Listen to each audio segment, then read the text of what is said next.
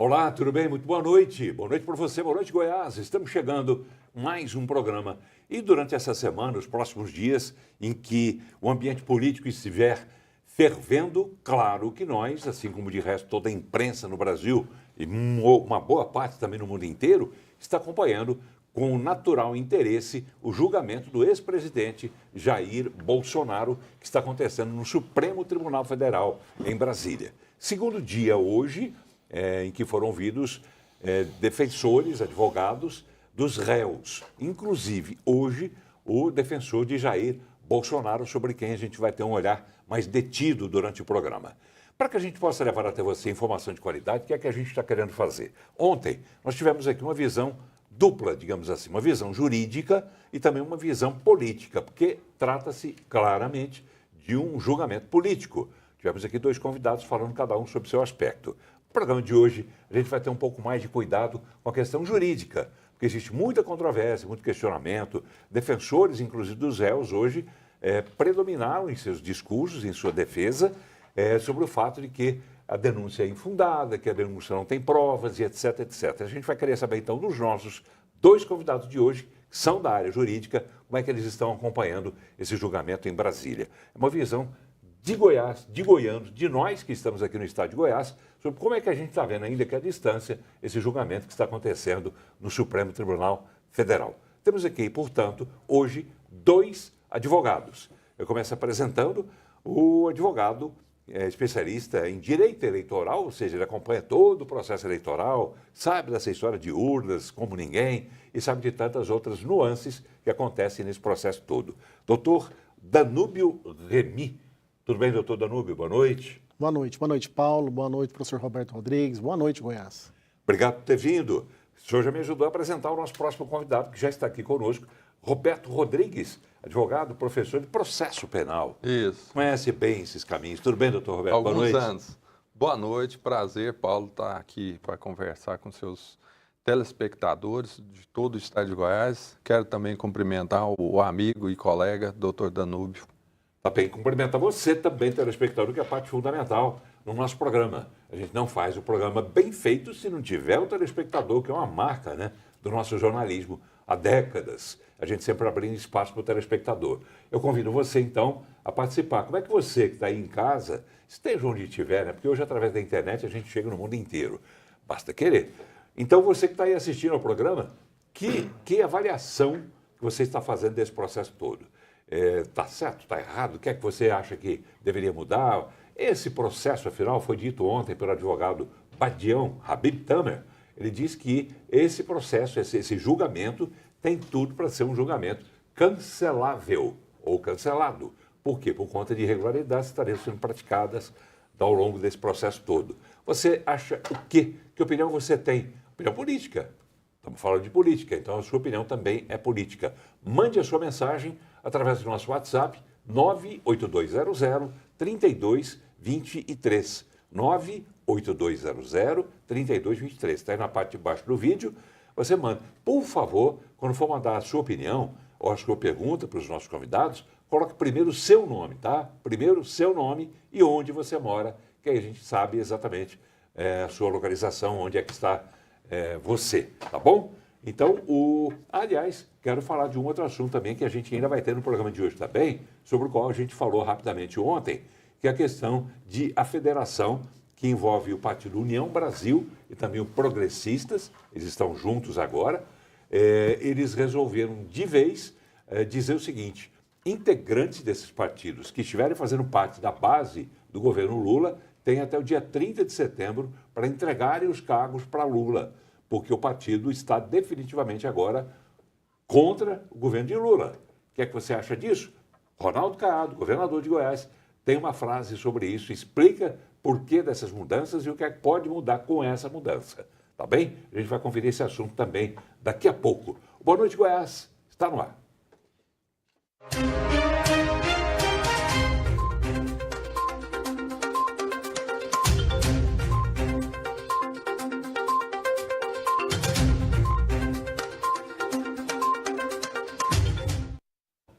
Muito bem, já estamos voltando ao programa de hoje. Boa noite, Goiás. a gente volta a falar sobre política, que é um assunto que interessa a todos nós no nosso dia a dia. Como eu costumo dizer, a água desse copo passa por uma ação política, goste você ou não. A água venha boa, de boa qualidade ou não, passou por uma ação política. Vem cara ou não, passou por uma ação política. Então, tudo na vida da gente passa por uma ação política. É natural, então, que você, telespectador, se interesse cada vez mais pela política. Tá ok? Lembrando a você a sua forma de participação no nosso programa, WhatsApp, está aí na tela, 98200-3223. 98200-3223. Vamos lá? Vamos começar, então, a falar sobre esse julgamento de Jair Bolsonaro e outros réus acusados de terem praticado gestos antidemocráticos, querem derrubar o governo, querem matar pessoas, enfim, tudo isso você já tem acompanhado ao longo dos tempos em todos os canais, todas as emissoras de rádio, televisão e tudo mais. Mas vamos ver primeiro, desse julgamento, o personagem principal no dia de hoje e de resto em todo o processo vai ser o ex-presidente Jair Bolsonaro, que afinal de contas é o primeiro ex-presidente a ser julgado por conta desses atos antidemocráticos. O advogado dele, o Celso Vilardi, ele falou coisas que merecem ser repercutidas tanto aqui no estúdio quanto por você em casa, e a gente vai conferir agora esse trecho principal em que ele diz como é que o presidente, ex-presidente Jair Bolsonaro, foi parar no meio desse redemoinho. Vamos ver. Nós estamos diante de um julgamento histórico. Um processo, senhor presidente, que tem início em relação ao ex-presidente da República, com base numa delação e numa minuta encontrada no celular de uma pessoa que hoje é colaboradora da Justiça. Essa questão, esse é o epicentro, essa é a pedra de toque do processo. É a minuta e a colaboração. Daí em diante, o que aconteceu com a investigação da Polícia Federal e depois com a denúncia do Ministério Público, é, na verdade, uma sucessão inacreditável de fatos. E o presidente, a quem eu estou representando, foi dragado para estes fatos. Presidente, eu vou demonstrar cuidadosamente, tratando da questão da minuta, ele não atentou contra o Estado Democrático de Direito. E não há uma única prova. Eu vejo aqui os advogados trazendo, olha, esse papel, essa minuta, essa questão, esse depoimento, não há uma única prova que atrele o presidente a Punhal Verde e Amarelo, a Operação Luneta e ao 8 de janeiro.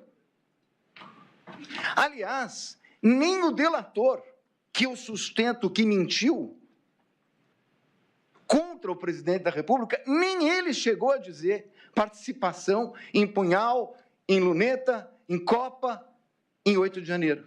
A denúncia proposta sobre o crime do contraditório, o Ministério Público sequer fez prova sobre o crime do contraditório a respeito desses fatos. Não há prova, eu vou tratar disso. Bem, assim como o Celso Vilardi fez, outros defensores também fizeram em relação aos seus clientes, aos seus réus. Ou seja, primeiro, não tem crime, segundo, não tem provas. Eu quero ouvir pessoas que são da área, operadoras do direito. Começo pelo Dr. Roberto Rodrigues, advogado, professor de processo penal. Como é que o senhor avalia, independente da sua posição pessoal, como é que o senhor avalia essa defesa que está sendo feita aí por boa parte dos réus? Primeiro, que não houve crime, segundo, não tem provas. Eles estão corretos ou não? Eu acredito que sim, Paulo. Infelizmente, nós temos experimentado no Brasil essas peripécias jurídicas praticadas, infelizmente, pelo Supremo Tribunal Federal. Então, nós que já estudamos, eu já sou professor formado há mais de 30 anos, eu nunca imaginava ver o que está acontecendo. Então, só dar alguns exemplos.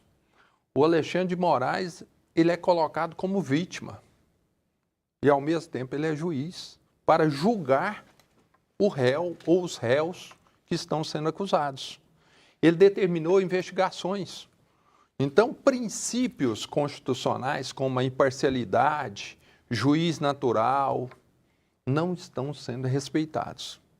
Então, infelizmente, apesar do ministro Alexandre de Moraes ter sido um autor famoso de livro de direito constitucional, ele tem rasgado a nossa Constituição a reboque de outros ministros que o têm acompanhado. Com que interesse, na sua opinião?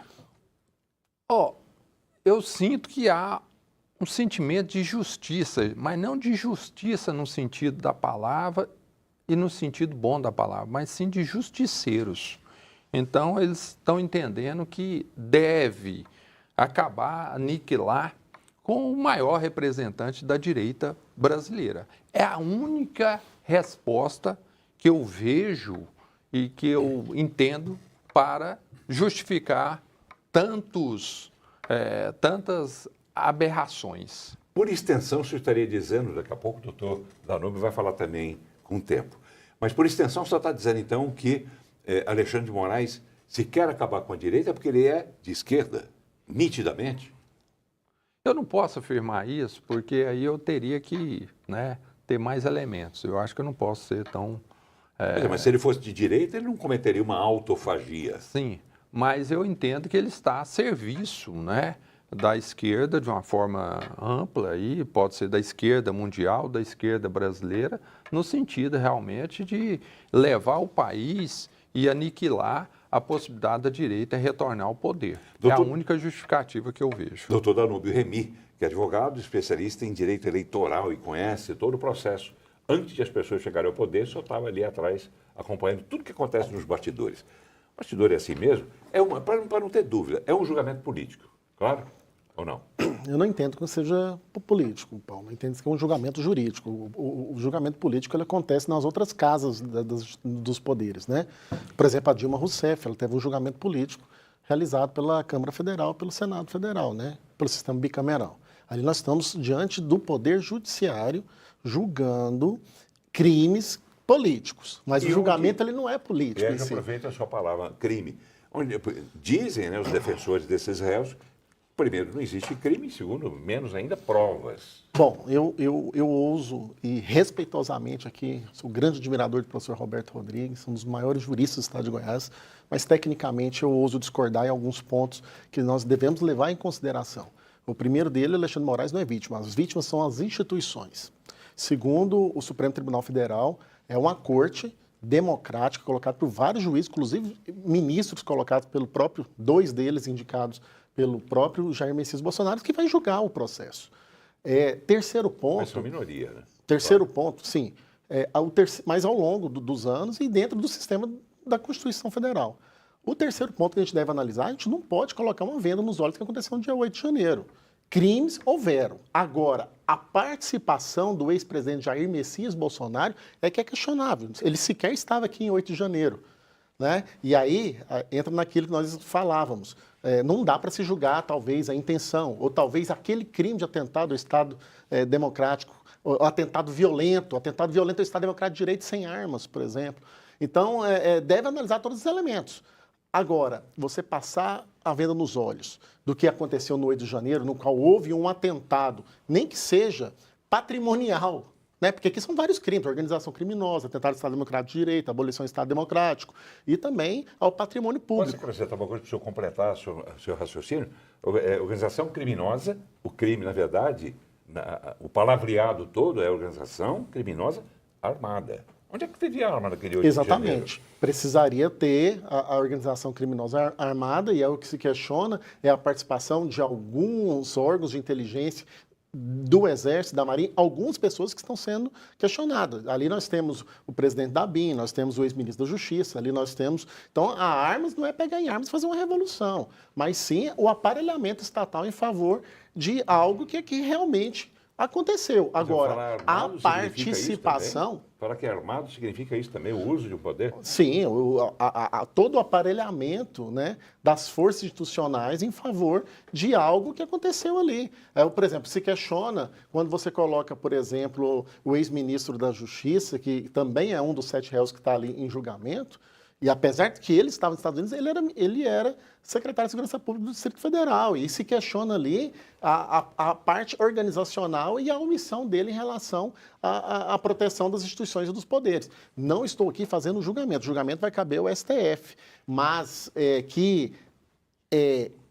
o STF é o juiz natural para julgar esse tipo de crime e que o Alexandre de Moraes ele não é vítima dentro do processo, ele é sim um dos atores que vai proceder o julgamento, que vai levar no colegiado. Agora, a participação deles, Paulo, é questionável realmente. Alguns crimes ali, eu vejo que há alguns exageros. A organização criminosa armada, eu como cidadão, estou falando como cidadão, e como jornalista também. Eu não vi arma, e você viu, você que está em casa?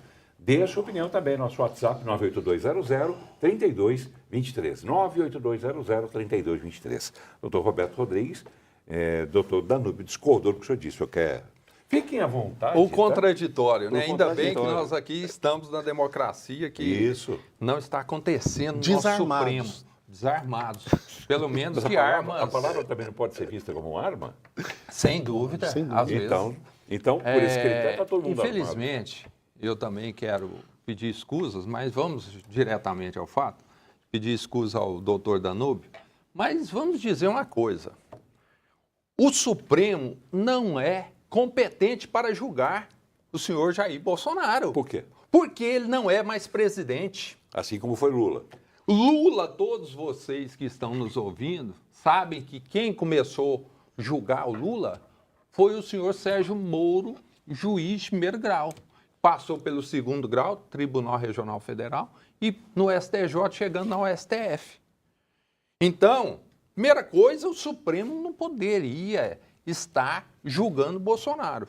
Segundo, A mudança foi feita agora em março. sem dúvida, ou seja, algo de forma, né, bem orquestrada.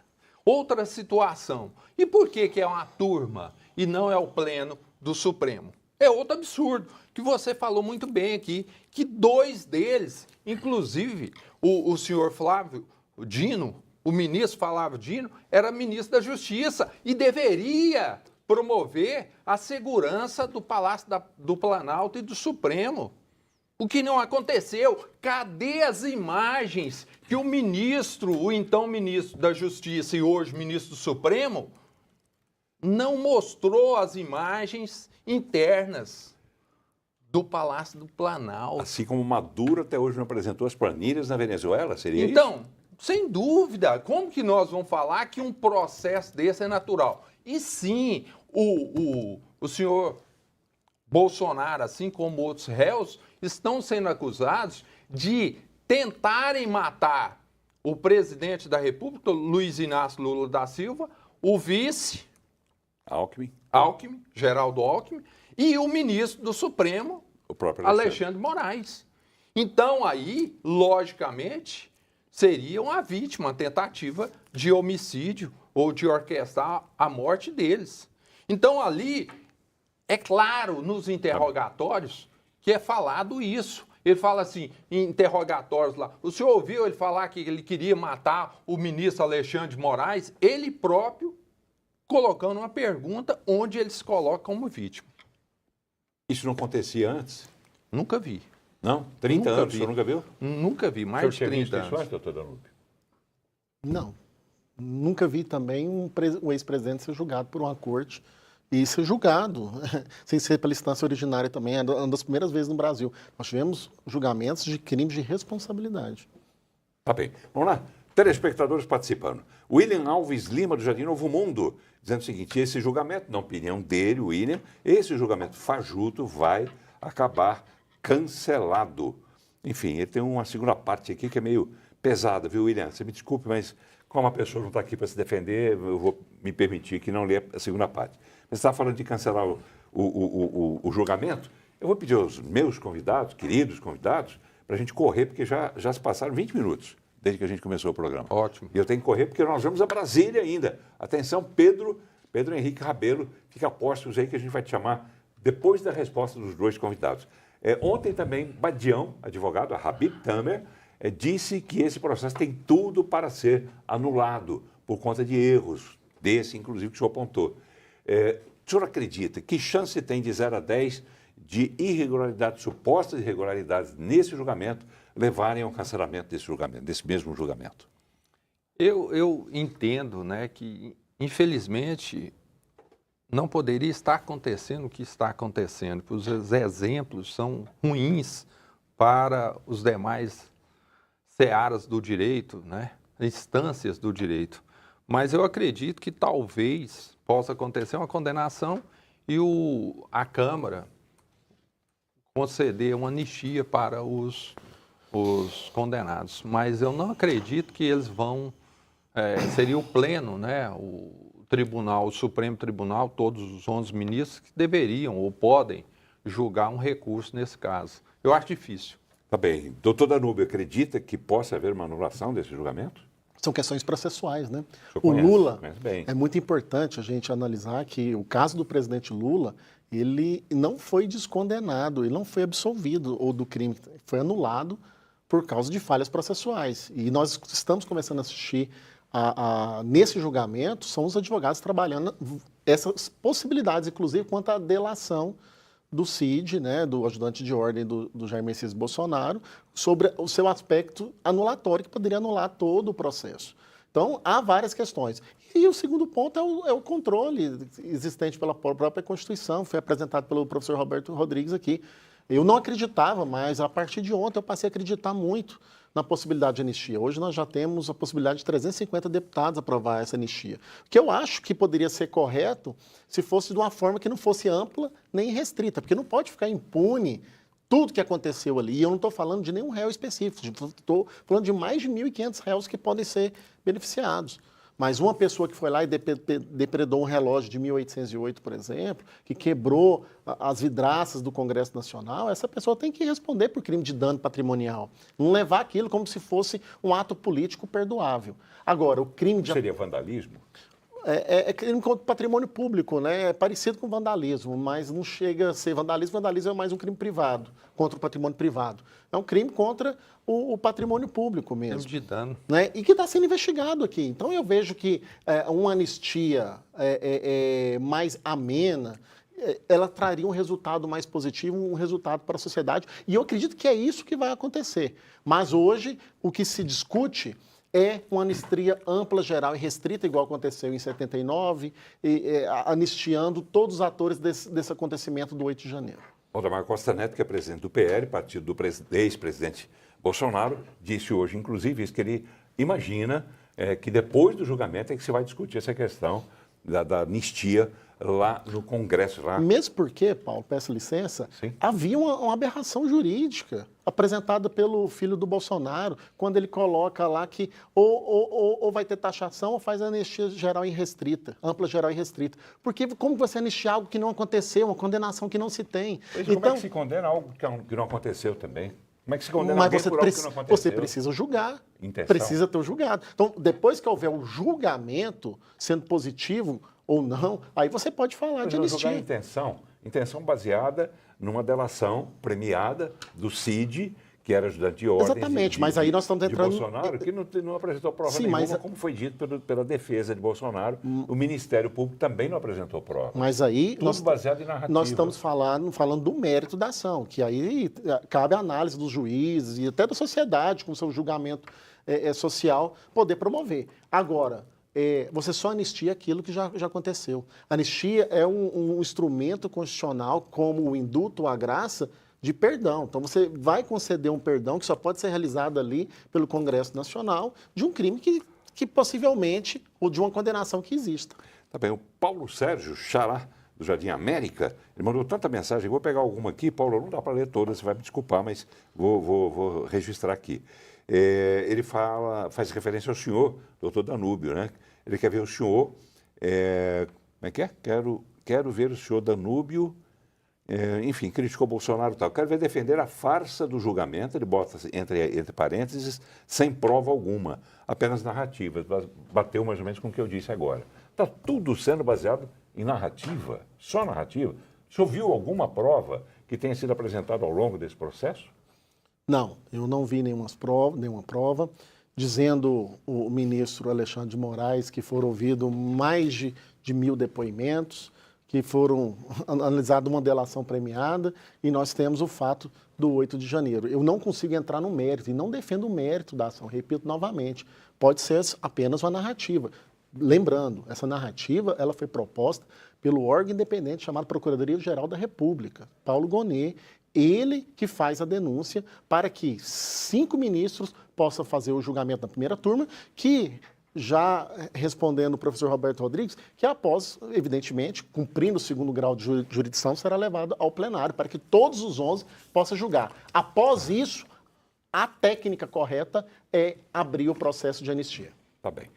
Só para não esquecer, né? A denúncia feita... as investigações feitas pela Polícia Federal, denúncia apresentada pela PGR, baseada na delação premiada do Cid, que era ajudante de ordens de Jair Bolsonaro, que foi e voltou inúmeras vezes e estão pedindo, inclusive, o cancelamento dessa delação, que não teria, na opinião dos defensores, mínima credibilidade. Como é que o senhor vê isso? Eu vejo com preocupação, né? Porque, na verdade, a delação ela tem que ter os ritos, tem que obedecer os ritos. E, na verdade, houve uma tortura, que parece que foram 7 ou 8 idas e vindas, né? E entre essas idas e vindas, o próprio Alexandre de Moraes ameaçou a família do delator, do Cid. Então, é uma coisa que a gente só vê em regimes de exceção. Ou antigamente via em algumas delegacias antes da Constituição de 88. Então, para mim, isso não é delação, isso é tortura.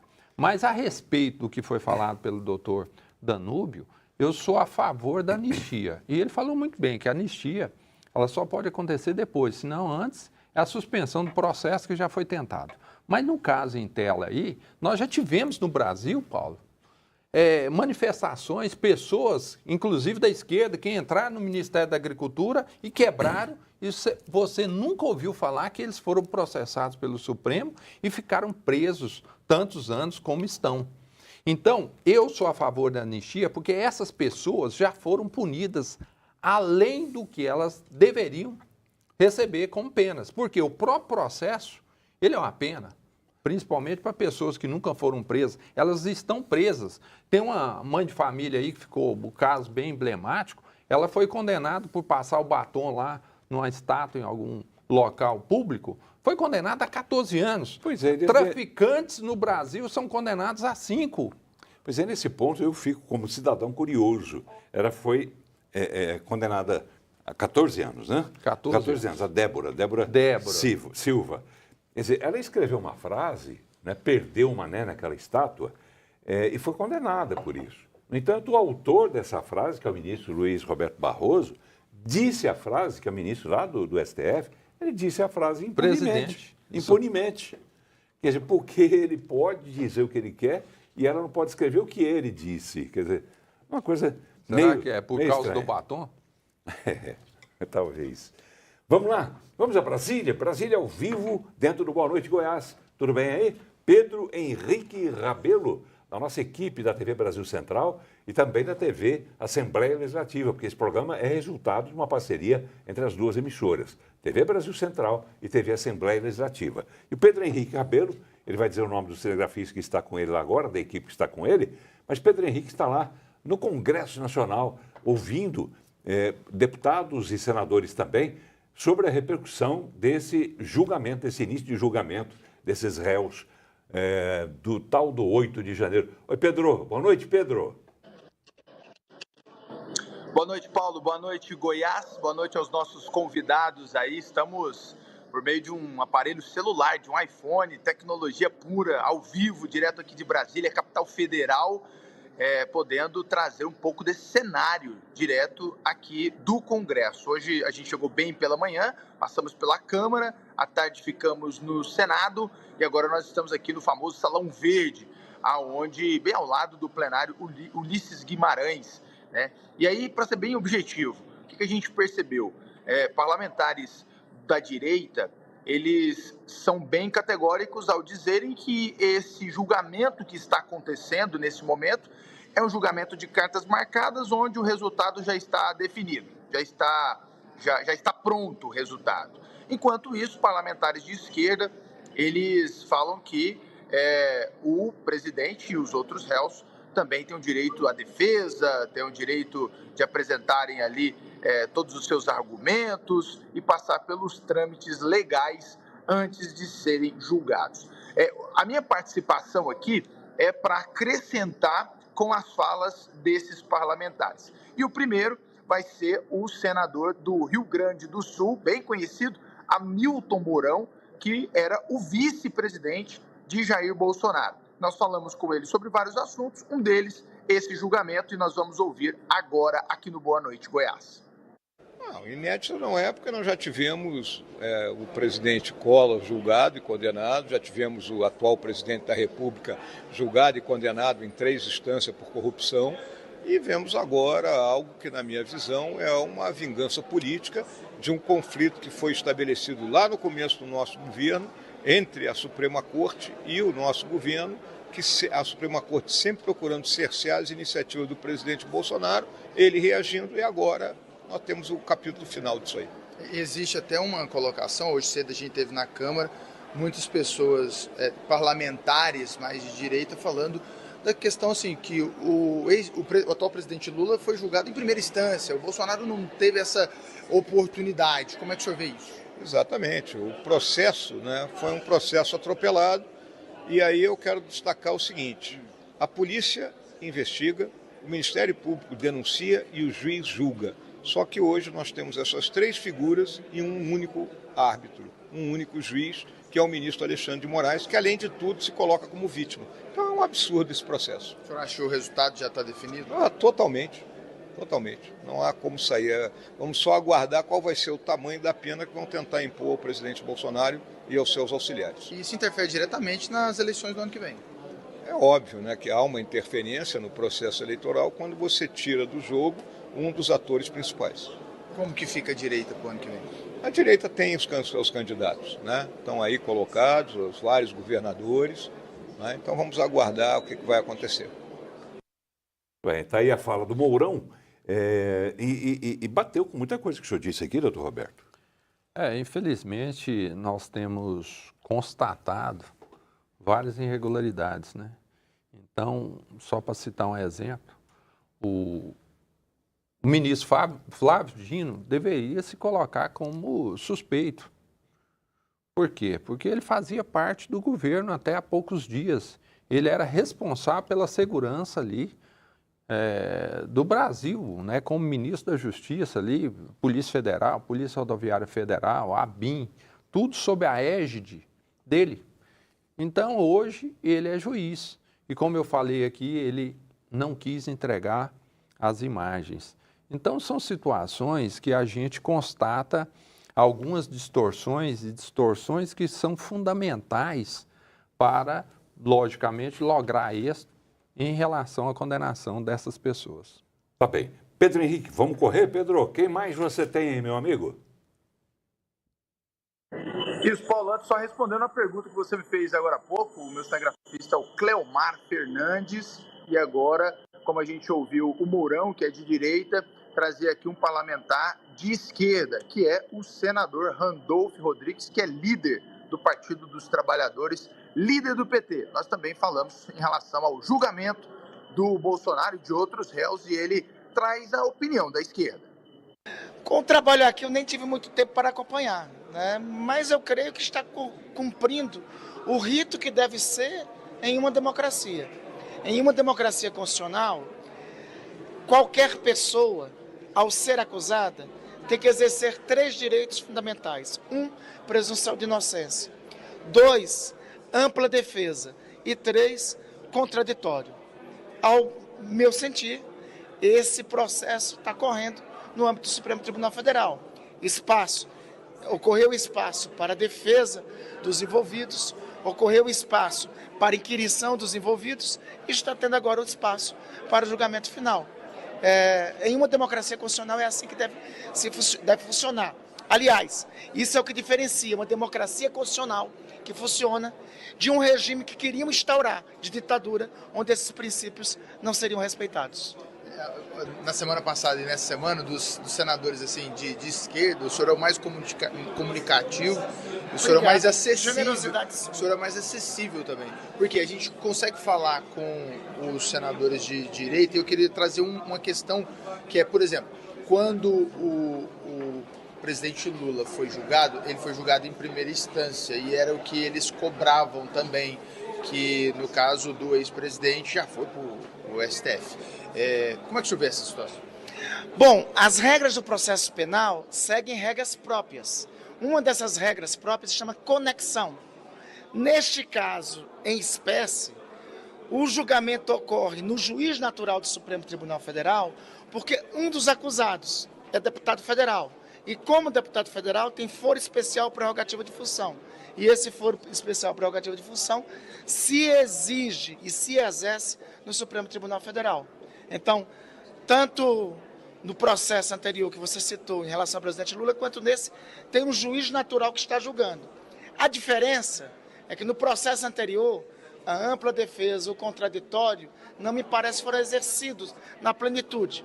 E o pior, no processo anterior, o juiz que então julgou, depois resolveu se envolver na política em oposição ao presidente Lula, o que mostrou e foi confirmado por fortes e notórias informações o quanto viciado e suspeito era aquele processo.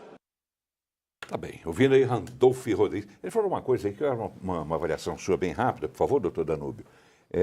Ampla defesa e direito ao contraditório. Ele reclama que na época do Lula não houve e o pessoal ligado a Bolsonaro diz a mesma coisa agora, que também não houve. Quem está com a razão? Ou os dois estão com a razão? Nós vamos ver quem está com a razão quando terminar o julgamento do Bolsonaro. Pode ser que o Bolsonaro tenha razão também quanto à questão da ampla defesa e do contraditório. No caso do presidente Lula, nós vemos ali um juiz conduzindo um processo e comungado com o Ministério Público, inclusive trocando informações, trocando provas, que anulou todo o processo desde a origem, né? Agora, evidentemente, pelos possíveis exageros que estejam acontecendo, pela possível falha na delação de Cid, do ajudante de ordem do presidente Bolsonaro, com certeza também é passível de que também esteja com a razão e o processo venha a ser anulado. Tá bom, uma curiosidade minha, né? Eu sempre faço essa pergunta, não encontro ninguém que responda convincentemente, para mim, pelo menos. Mas por que se demorou tanto a descobrir, no caso de Lula, que a 13ª Vara Federal de Curitiba, que julgou o caso de Lula, não era a área competente para fazer esse julgamento, e assim seria lá em Brasília. Por que tanto tempo se passa, e a verdade, se é que é verdade, só vai aparecer muito tempo depois? Te informar de forma convincente não vai ser fácil, uma tarefa fácil. Mas assim, não fazendo defesa em relação ao processo do presidente Lula, que é totalmente distinto ao processo do Jair Messias Bolsonaro. Lembrando que esse processo não é do Jair Messias Bolsonaro, né? Não é um processo de corrupção. Eu acho uma fala muito importante, né, que o Bolsonaro falou. Ele fala assim, olha, eu não roubei, por que eu vou ser preso? O Lula, ele foi condenado por corrupção. É muito importante a gente separar isso com os crimes que estão tentando imputar a Bolsonaro, que é crime de atentado ao Estado Democrático de Direito e organização criminosa e outras situações. Agora, demorou-se tanto tempo porque ali você não podia fazer a supressão de instância. Tecnicamente seria isso. Nós iniciamos no primeiro grau, depois foi confirmada a decisão pela Tribunal Regional Federal, local, da 4ª Região. Depois o processo subiu para o STF, e ali no STF que houve a chamada, não é esse o termo técnico adequado, mas a chamada descondenação do presidente Luiz Inácio Lula da Silva. Tá bem. Doutor Roberto. Eu posso te responder o seguinte, que é mais um absurdo que eu constatei na minha vida jurídica a respeito disso. Por quê? Porque, tecnicamente, é chamado de nulidade relativa essa incompetência. Essa incompetência é relativa, porque é da Justiça Federal, que seria a jurisdição de Curitiba para a jurisdição de Brasília, mas ambas da Justiça Federal. E deveria ter sido alegado lá atrás, no início do processo. Não foi alegado, só foram alegar lá no habeas corpus, no embargos declaratórios de um habeas corpus, no Supremo. Então foi um acordão, foi algo assim, ó, vamos dar um jeitinho aqui de absolver o Luiz Inácio Lula da Silva, o ex-presidente. Quem disse isso para quem? Alguém. Isso foi onde? Em que ambiente? Não, aí há as conjecturas, né? Que isso foi trabalhado, inclusive, em Portugal, com um alto ministro aí, foi trabalhado lá para resolver a questão e era a única pessoa que poderia peitar, conseguiria vencer o Bolsonaro nas urnas, seria o Luiz Inácio Lula da Silva, o que aconteceu. E aí eu só quero dizer, o senador Randolph falou uma coisa aí, que um juiz condenou o Lula e que ele era parcial. Só que ele esqueceu de falar que ele condenou, houve recurso para o TRF, a pena foi majorada, chegou no STJ, a pena foi confirmada, passou por ministros do STJ e que desagou no Supremo. Então foram 7 juízes que atuaram no caso e ele só fala do Sérgio Moro. Então, alguma coisa está errada. Então, o primeiro condenou e os outros, inclusive majorando a pena que ocorreu no TRF. Quer dizer, não apenas concordaram, mas ainda aumentaram a pena. Sim. Aumentaram a pena, é isso. Vamos lá? Pedro, me permita, para a gente até ganhar tempo, já que Randolfo Rodrigues falou aqui de Moro, Sérgio Moro, foi outro personagem com quem você conversou também no dia de hoje, e a gente confere essa fala dele. Vamos ver. Eu sempre falei que esse processo tinha que ser julgado na primeira instância. Bolsonaro não é mais presidente, não existe nenhuma razão de estar sendo julgada no Supremo Tribunal Federal. Isso tem comprometido a imagem da justiça, né? E a justiça ela precisa ser feita conforme a lei. E tem que parecer ser feita a justiça da forma como está sendo conduzido, e inclusive com restrições excessivas ao direito do ex-presidente. Ele, por exemplo, não pode dar entrevista, não pode se pronunciar em rede social. Tudo isso soa como medidas arbitrárias e excessivas. E olha, quem disse isso, acabou de dizer isso, foi o Sérgio Moro, né? Que ficou na alça de mira, né? Está até hoje, né, na alça de mira dos adversários dele, né? Que ele teria errado e coisa e tal, prejudicou Lula. Agora, ele diz que é, ao contrário, Bolsonaro que estaria sendo prejudicado também. O que é que o senhor acrescentaria a isso? A visão do Moro, ela deixa de ser uma visão jurídica para ser uma visão política, né? Ele é um exímio candidato, agora está em primeiro lugar nas pesquisas lá no Paraná, para o governo do Paraná. Um candidatíssimo da direita, emplacou a política da direita, então ele deixa, não tirar ali que a imparcialidade dele foi deflagrada, ele tem um posicionamento, ele possui esse lado em defesa do Jair Messias Bolsonaro. Agora, quanto à proporção das penas, a dosimetria da pena, a razoabilidade e proporcionalidade, ele assiste um pouco de razão. Às vezes, medidas que foram suplantadas aí, como impedir de manifestação em redes sociais, às vezes colocar tornozeleira, prisão domiciliar, são medidas talvez extremas para quem sequer passou pelo primeiro crivo de condenação. Nós temos casos aqui de assassinato de jornalista em Goiás, que as pessoas estão até soltas até hoje, não foi condenado, às vezes foi condenado e não estão presos. Aí nós temos ali o que foi falado pelo próprio Randolfo Rodrigues, nós temos ali o princípio da presunção de inocência, porque nós temos que falar que, até hoje, Jair Messias Bolsonaro é inocente. Se presume a sua inocência. Então não dá para você fazer uma antecipação de pena que foi colocada. Isso sim é desarrazoado. É uma perseguição política? Eu não encaro como perseguição política. Talvez eu encararia como um ativismo do Poder Judiciário, um exagero. Ativismo envolve política. Mas por um pensamento, uma forma mais dura do ministro ou do juiz poder julgar e atuar. André Souza, telespectador, na minha opinião, esse julgamento está servindo apenas para desviar de alguma coisa muito grande. Estão desviando o objetivo, coisa grande. Que Deus nos ajude, diz aqui o André Souza, te registrar. Pedro, você volta daqui a alguns segundinhos, tá bem? Vamos lá. Miguel, setor Ana Clara, os convidados poderiam comentar sobre a não individualização das penas. Pessoas que estavam a vários metros dos prédios do Supremo na hora da quebradeira e outras que depredaram de fato, terem a mesma pena. Isso não é preguiça de julgar um por um, meio autoritário? Não concordo também. O senhor comenta rapidinho? Eu acho que o comentário dele não é nem, Miguel, não é nem individualização das penas, mas das condutas que ele quis dizer, né? Por quê? Porque a partir do momento que há um grupo de pessoas que são acusados, essas pessoas, o processo, a denúncia, deve individualizar a conduta de cada um dos autores ou dos supostos autores do crime. Então, deve falar que o João fez isso, o Pedro fez aquilo, a Maria fez aquilo, e o que não houve, nesses casos. Ou seja, você imagina julgar 1.000 e tantas pessoas. Então, colocar no balaio lá ou na panela e tá julgando a rodo, né? Eu estou procurando aqui uma mensagem de telespectador que, em meio a tantas outras que chegaram, eu vi um trechozinho, mas depois perdi, não estou achando, me desculpe o telespectador, mas ele faz uma analogia entre esse caso da tal da quebradeira que houve no dia 8 de janeiro com o que já fizeram, né, em outros governos, com que pessoas ligadas ao governo de Lula acabaram fazendo. E cito o caso, por exemplo, do MST, é isso? Ministério da Agricultura.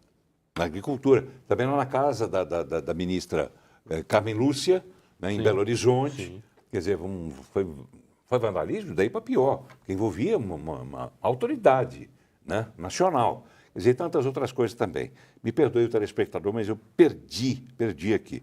Vamos lá. Estou acompanhando o debate, pelo que eu vejo, querem acabar com o Bolsonaro porque sabem que perdem as eleições. E eu, como eleitor, sei que o Bolsonaro seria eleito pelo povo brasileiro. Ednilza Alice, Serra Dourada, de Aparecida de Goiânia. Vamos lá. Pedro, está esperando até agora, né, meu amigo? Me desculpe. Pedro Henrique Rabelo, para a gente concluir. De Brasília, Pedro. Isso, Paulo. É um prazer, lógico, participar do seu programa do Boa Noite Goiás aqui na TBC. Já me despedindo aí de toda a nossa audiência, dos nossos participantes, internautas, dos nossos convidados aí. Quero trazer por último, e lembrando sempre que a gente fez vários materiais que durante todos os próximos dias nós vamos repercutir em matérias aqui na TBC. Mas o meu último convidado é o senador Eduardo Girão. Ele que ganhou muito destaque na época da CPI da Covid, hoje ele é do Partido Novo e ele conseguiu também trazer a sua opinião aqui no Boa Noite Goiás. Vamos ouvir o Girão e eu já me despeço aqui de Brasília, direto aqui do Salão Verde do Congresso Nacional. Girão.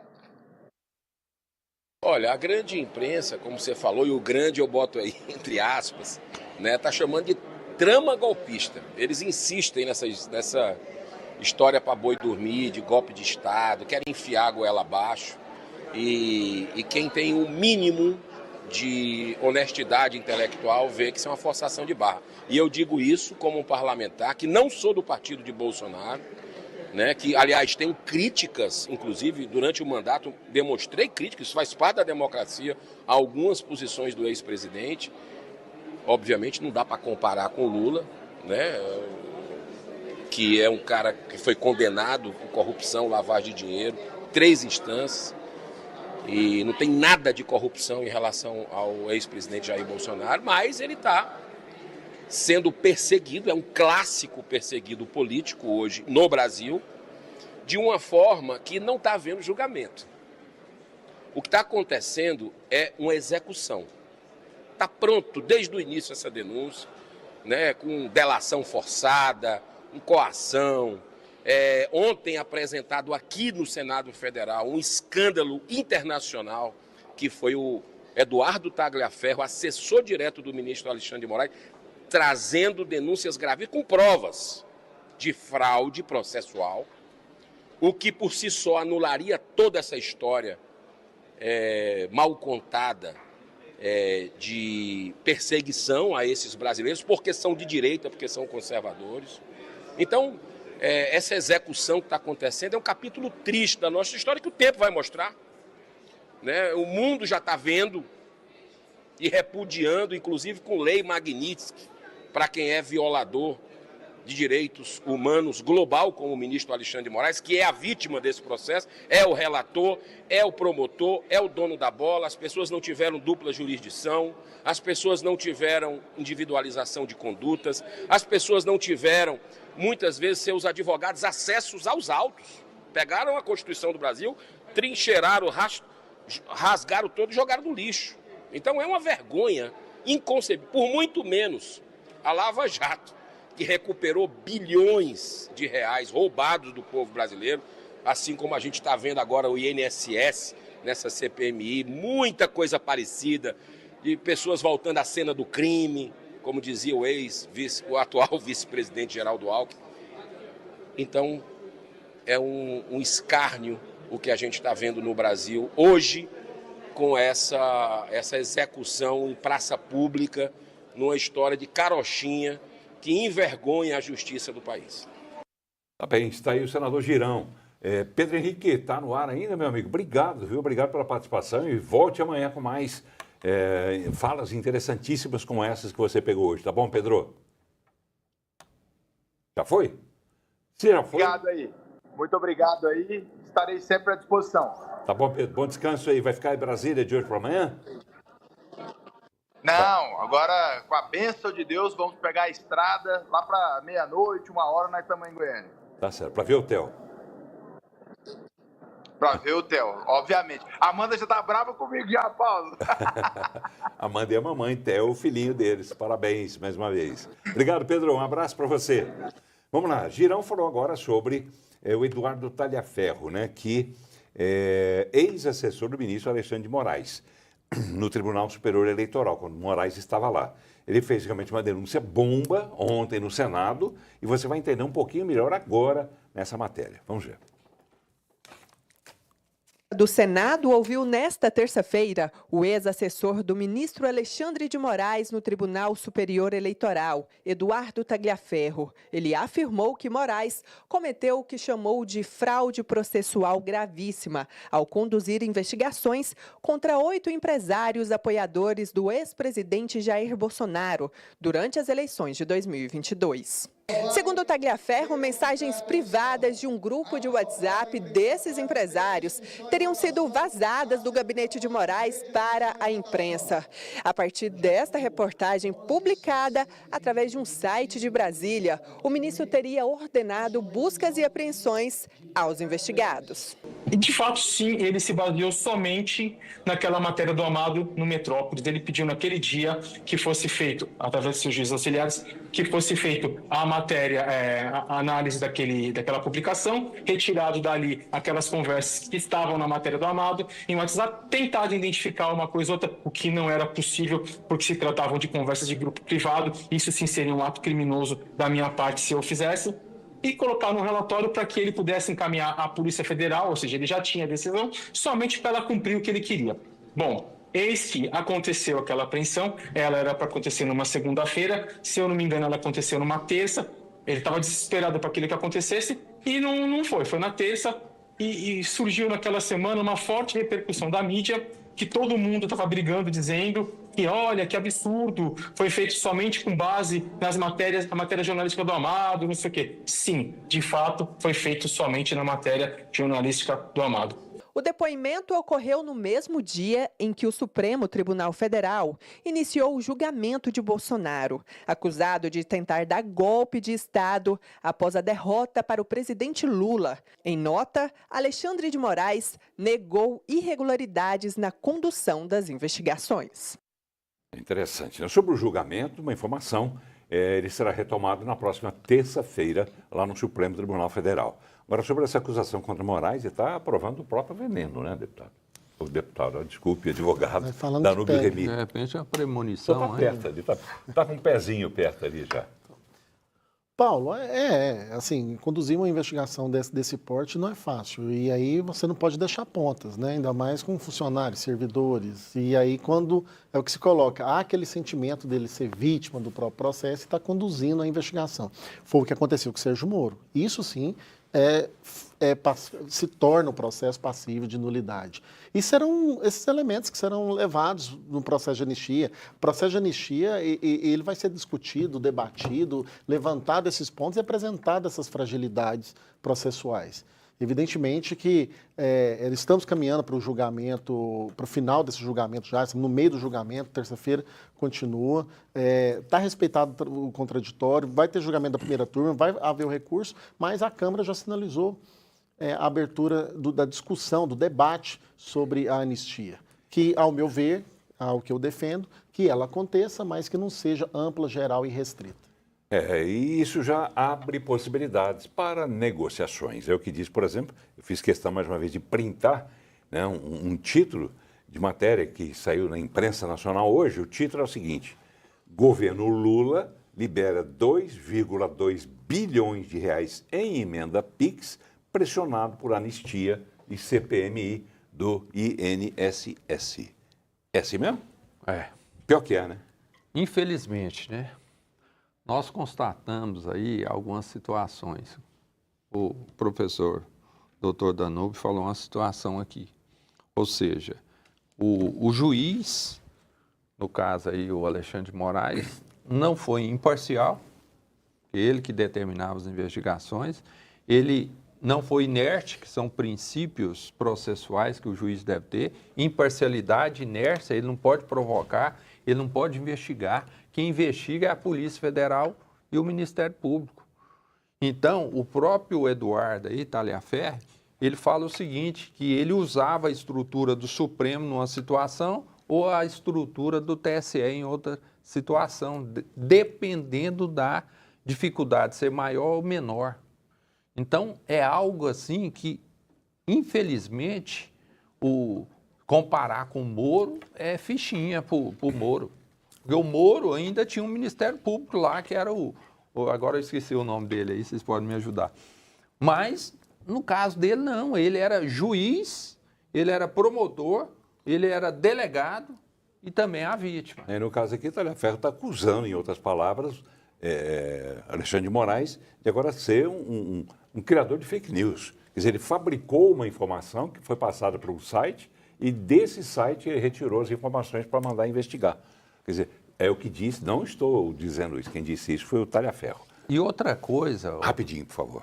Só para terminar, nós tivemos agora um caso do Bolsonaro, uma conversa dele com Silas Malafaia, que a Globo foi a primeira a tomar conhecimento após a busca e apreensão na casa dele. Então, o celular dele vazou as informações da conversa dele para a Rede Globo. Isso não pode acontecer, olha. Verdade, né? E conversas, inclusive, íntimas, vamos dizer assim, né? Dele falando com o filho. E o filho caiu na besteira de falar aquele palavrão, aquela bobagem toda, né? E estava sob sigilo, né? Teoricamente. Teoricamente, né? Mas, enfim, vamos lá. Ontem a gente falou sobre o fato de que a federação que envolve os partidos União Brasil e Progressistas, eles decidiram que até o dia 30 de setembro agora, os integrantes desses partidos que estiverem ocupando cargos dentro do governo federal vão ter que entregar, sob pena, inclusive, de expulsão desses partidos. Muito bem. Ronaldo Caiado, governador do estado de Goiás, em Minas Gerais, ontem participando de um evento, ele falou sobre esse assunto e a gente confere agora. Durante compromissos oficiais em Belo Horizonte, o governador Ronaldo Caiado, junto com a primeira-dama Gracinha Caiado, visitou a sede da Associação Mineira dos Municípios. Ele comentou sobre a importância e contribuição que a parceria proporciona. Estou aqui fazendo uma visita ao presidente da associação. Faz favor, Falcão, vem aqui comigo. Ele é o presidente da Associação Mineira dos Municípios, que congrega 863 municípios. Nós, goianos, 246. E é lá que a gente faz com que os programas possam chegar e prefeitos, cada vez mais com espírito público, possam levar essa melhoria para a população brasileira. A visita foi acompanhada pelo presidente da associação e prefeito do município de Patos de Minas, Luiz Eduardo Falcão. Receber esse gesto aqui do governador Caiado em Minas Gerais, visitando a associação que representa tantos municípios, demonstra o compromisso que ele tem, aliás, na prática, como disse, né? Já faz esse trabalho com todos os municípios goianos e acho que é o caminho para o Brasil. Ainda na ocasião, Caiado expôs sua opinião sobre o recente anúncio da Federação União Progressista, que decidiu deixar a base do governo Lula. Isso é exatamente o que eu tenho lutado, tá certo? Durante todos esses meses. É isso aí, gente. Política não tem como pé em duas canoas. Política a gente tem que ter posição na vida. E é isso que fortalece o partido. Agora o partido tem identidade clara, o partido tem um norte. O partido está aí hoje unido, federado com o PP, com o único objetivo, derrotar o PT em 2026 e poder governar o país com muita tranquilidade, com a estrutura hoje que tem na Câmara, no Senado Federal e nos estados e também nos municípios. Aí, Caiado sempre defendeu isso, né? E finalmente aconteceu muito em função também da vontade do presidente do partido dele, União Brasil, o Rueda, Antônio Rueda. Quer dizer, agora esses ministros vão ter que se decidir hoje, não por acaso, porque tudo se conversa, tudo se negocia. 2 desses ministros almoçaram com Lula e com Gleisi Hoffmann, lá no Palácio, lá, para conversar. O que será que eles conversaram? Mas, enfim, Para correr, para encerrar o programa, eu quero mandar um abraço, grande abraço, para uma pessoa que sempre faz falta quando não está junto da gente, né? A Juliana Junqueira, jornalista, grande amiga e que é a coordenadora do nosso programa. Juliana, que está de licença maternidade, ganhou mais um bebê saudável, maravilhoso, que faz parte da família J. Sabe por quê, J? Juliana, José Anselmo, Joaquim e Júlia. Estão lá assistindo o programa, mandaram, né, uma informação que estão lá assistindo. Obrigado, viu? Um abraço para todos vocês, que sejam sempre essa família linda, maravilhosa e feliz. Acima de tudo, com muita saúde. Tá bom, Juliana? A gente está aguardando você voltar. Enquanto você não volta, quem está cuidando de mim aqui, de todos nós, é a nossa Heloísa Caos, que agora está de vez com os 2 pezinhos, como disse aí Caiado, os 2 pezinhos na mesma canoa, né? Tá junto da gente. Seja bem-vinda, Heloísa. Faça um bom trabalho. Aí, registrando ainda rapidamente também, ele mandou várias vezes a mensagem, o Charles, lá de Lagoa Formosa, em Minas Gerais. Bolsonaro é coisa do passado, cadeia nele. Enfim, opiniões de todas as vertentes aqui. Danúbio Remy, advogado, especialista em direito eleitoral. Foi um prazer recebê-lo. Obrigado por ter vindo. Um prazer, Paulo. Um debate saudável, temas importantes. Prazer estar com o professor Roberto Rodrigues. Boa noite, Goiás. Obrigado também, Roberto Rodrigues, advogado, professor. Prazer recebê-lo. Igualmente, né? É um prazer discutirmos sobre questões jurídicas, independente da cor partidária, mas a discussão é válida. Quero agradecer a presença do amigo Danúbio e você, Paulo. Muito obrigado. Eu que agradeço. Um abraço a todos os seus telespectadores. Isso, e voltem sempre. Né? Telespectador, pode ter certeza que eles vão voltar muitas vezes. Vão fazer parte da nossa equipe de colaboradores. Né? Vão trazer sempre a opinião deles, opinião abalizada, para que a gente possa ampliar o entendimento dos assuntos que acontecem à nossa volta. Obrigado a todos vocês. Um grande abraço. Boa noite.